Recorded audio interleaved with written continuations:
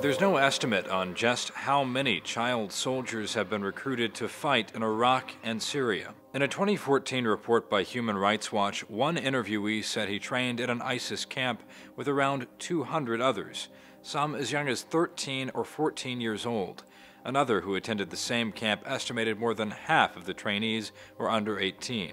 Since September 2011, the Violation Documentation Center in Syria has counted the deaths of 241 male children considered non-civilian. Human Rights Watch has called on groups fighting in Syria and Iraq to make public commitments banning the use of children under 18 for fighting. ISIS has not heeded their call.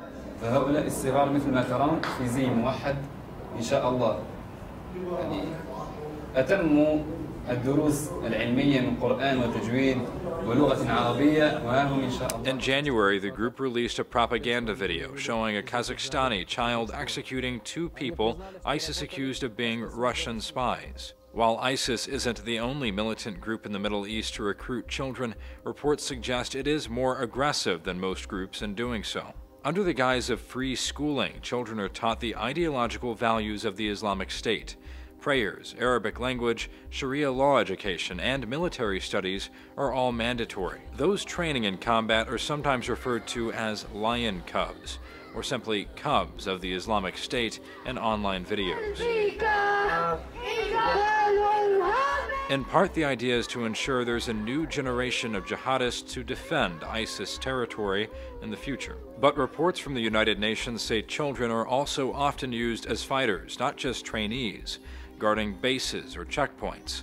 One report even says children were used as shields on the front line of combat against enemies. Not all children are successfully indoctrinated.